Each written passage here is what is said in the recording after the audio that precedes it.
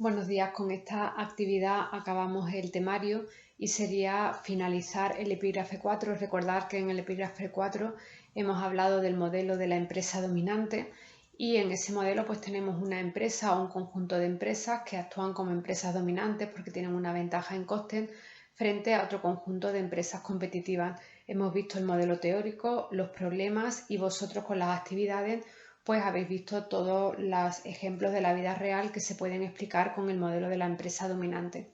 Aquí sencillamente, como os digo, vamos a aplicar y vamos a acabar algunas cosas y ya damos por concluido el temario tanto en la parte teórica como en la parte práctica. Lo que vamos a hacer ahora es utilizar el modelo de la empresa dominante para explicar en qué casos un cártel puede tener o puede no tener éxito. Recordad que cuando tenemos un cártel siempre suponemos que las empresas se unen para llegar a un acuerdo. Nosotros en microeconomía siempre vamos a suponer que el acuerdo que van a buscar es el más beneficioso y el acuerdo más beneficioso es actuar como si fueran un monopolio, puesto que el monopolio es el modelo de mercado pues, que va a generar un máximo beneficio. Con ese modelo de la empresa dominante pues podemos analizar las condiciones para que un cártel tenga éxito, teniendo en cuenta que cuando hay un cártel en un mercado pues no solamente están las empresas del cártel, sino que hay otras empresas fuera del cártel, como sería el caso, que siempre es muy socorrido, del mercado del petróleo. Está el cártel de la OPEP, pero después existen otros países pues, que también ofrecen su petróleo en el mercado, como pueden ser Estados Unidos o Noruega.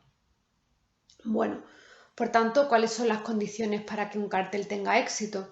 Por una parte, que la elasticidad precio de la demanda no sea muy elevada, o dicho de otra manera, que la demanda sea bastante inelástica, porque si la demanda es inelástica, la demanda a la que se enfrenta la empresa dominante también será relativamente inelástica. Y recordad que cuanto más inelástica es la curva de demanda, más posibilidad de ejercer poder de monopolio y por tanto mayor margen. Luego, más ventajas tendrá el intentar llegar a un acuerdo y actuar como si fueran un monopolio. Y por otra parte, algo bastante lógico, el cártel debe controlar una parte importante del mercado.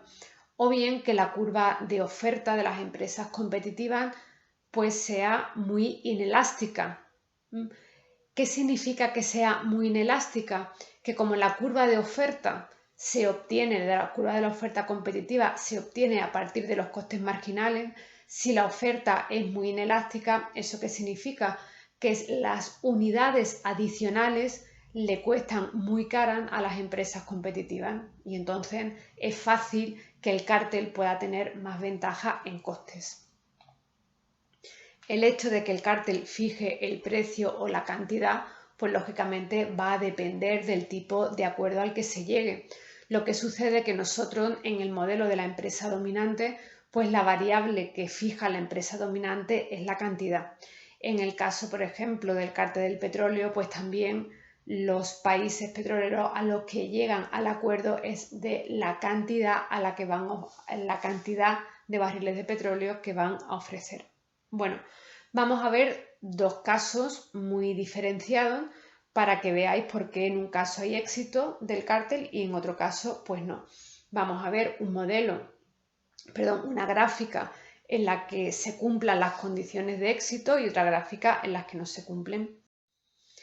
Bueno, aquí tenéis un cartel de éxito en su momento, porque ahora las cosas pues están muy complicadas, que sería la OPEP, y vamos a repasar pues todos los elementos que tenemos en la gráfica. Como veis, tenemos una demanda total TD que está en azul, la demanda a la que se enfrenta la empresa dominante que está en trazo grueso en verde.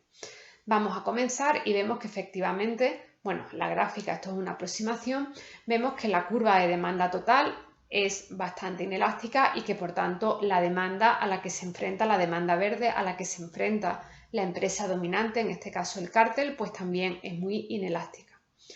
Y vamos a comparar la curva roja, SC, que sería la oferta de las empresas competitivas, la comparamos con la curva amarilla, que es el coste marginal del cártel. Como veis, la oferta roja, esa línea SC, es bastante inelástica y eso está recogiendo pues que para los países fuera de la OPEP pues les resulta más caro producir el petróleo, lo cual pues no se aleja de la realidad. En este caso, digamos que cada barril adicional pues va aumentando el coste de una manera considerable. Y bueno, pues el cártel de la OPEP tiene una ventaja clara en costes porque, como veis, su coste marginal es mucho más plano y mucho más bajo que la curva de oferta competitiva. Bueno, si os fijáis en la gráfica, tenemos la cantidad. Bueno, se supone que a estas alturas pues ya sabéis cómo se determina la cantidad. El punto de corte entre el ingreso marginal de la OPEP y el coste marginal de la OPEP pues sería la cantidad que ofrece la OPEP y nos vamos a la curva de demanda verde y en la curva de demanda verde pues se determina P estrella y P estrella es el precio al que se vendería el petróleo.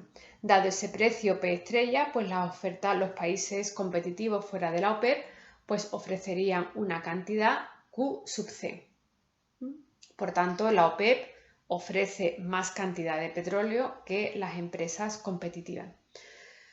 Pero bien, ¿qué ocurre si los países de la OPEP, cosa que ocurre con frecuencia, empiezan a incumplir los acuerdos y entonces empiezan a ofrecer más cantidad de petróleo que la cuota que les ha tocado?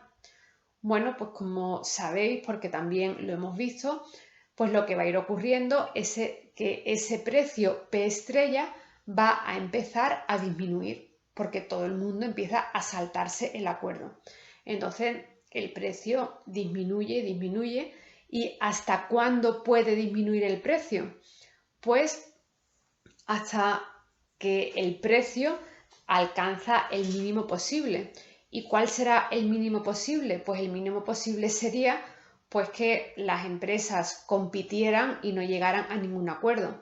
Si los países de la OPEP o las empresas del cártel compiten y llegan a una situación de competencia perfecta, pues la cantidad y el precio vendría dado por el punto de corte entre la demanda verde y el coste marginal, porque en competencia perfecta el precio que me indica la curva de demanda verde es igual al coste marginal. Y por tanto, pues en ese punto, como veis, hay un precio PC' que está por debajo del P estrella y como veis, pues hay una gran diferencia entre P estrella, que es el precio que se fija cuando el cártel funciona, y P', que es el precio al que llegarían las empresas o los países del cártel si empiezan a engañarse y a no cumplir el acuerdo. Lógicamente, pues se ve que hay una gran ventaja en cumplir los acuerdos porque la diferencia de precio entre P estrella y P' pues es bastante grande.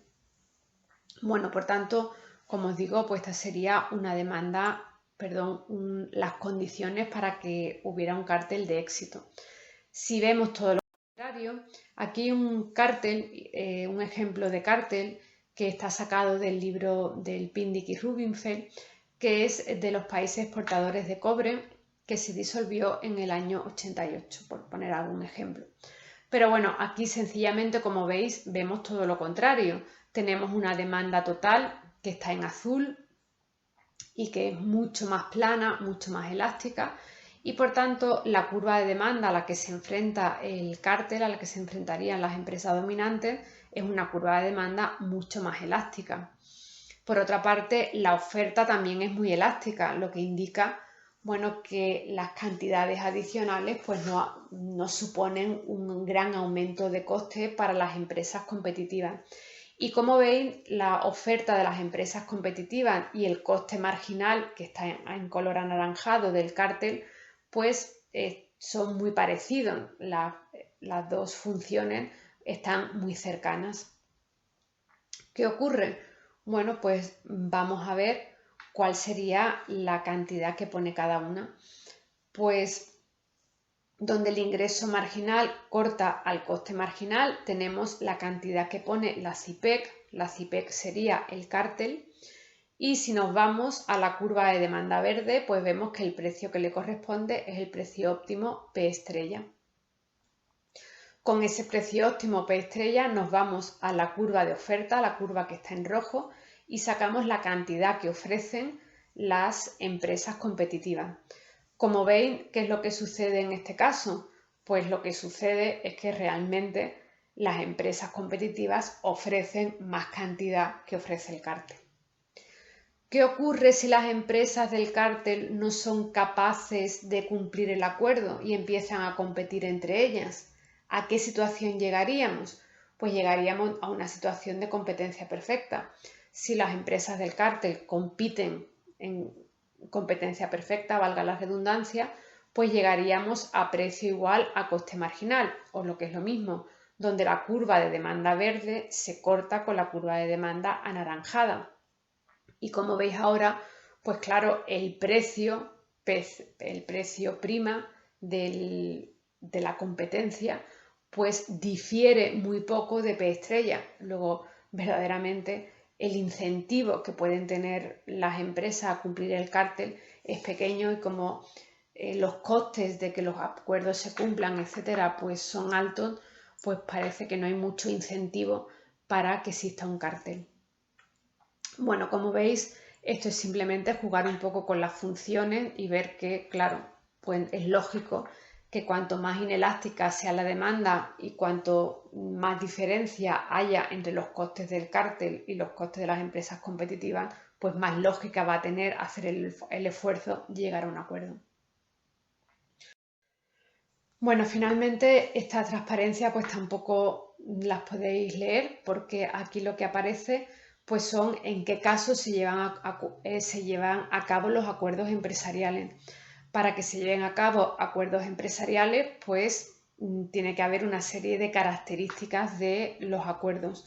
Aquí tenéis 5 características pues que facilitan el que se pueda llevar a cabo un acuerdo. Y aquí en esta transparencia pues tenéis 7 características según la estructura que tengan los mercados, que también puede facilitar el que se llegue a acuerdos. Bueno, finalmente solamente recordar, porque aquí ya me voy a parar mucho, lo que significa la disuasión a la entrada, las amenazas creíbles y las barreras de entrada. Cuando nosotros tenemos un conjunto de empresas dominantes o tenemos un oligopolio, pues parece bastante lógico que las empresas del mercado tengan interés en mantener su posición de privilegio y por tanto llevan a cabo estrategias para disuadir a la entrada a otras empresas. De manera habitual, esas estrategias para disuadir a la entrada es lo que se denominan barreras estratégicas, porque son barreras que no existen, sino que son barreras que las empresas diseñan para disuadir a otras empresas a que entren al mercado. Esto por una parte. ¿Y qué significan las amenazas creíbles? Bueno, pues su propio nombre indica. Una amenaza creíble es que yo digo que voy a hacer algo y yo tengo la suficiente credibilidad como para que los agentes económicos y sociales se crean que yo realmente lo voy a hacer. En macroeconomía, los que habéis cursado macroeconomía, pues recordar que hemos hablado mucho de esto de la credibilidad y que es muy importante la credibilidad de las instituciones, por ejemplo, del Banco Central Europeo. Si el Banco Central Europeo dice que va a llevar a cabo una emisión de bonos o una emisión de dinero, etcétera, etcétera, o cualquier medida que pudiera adoptar el Banco Central Europeo, pues por el momento goza de la suficiente credibilidad como para que para que los agentes económicos confíen en que aquello se va a llevar a cabo. Vamos a poner un ejemplo muy sencillo. Aquí tenéis pues 2 empresas con 2 estrategias, bajar precio y nueva marca. Y vamos a suponer pues que la empresa 2 quiere quiere obtener un beneficio de 100 porque, bueno, es el mayor beneficio posible y por tanto pues quiere adoptar la estrategia nueva marca y amenaza a la empresa 1 con elegir bajar el precio si ella elige nueva marca. y entonces incurriría en pérdida.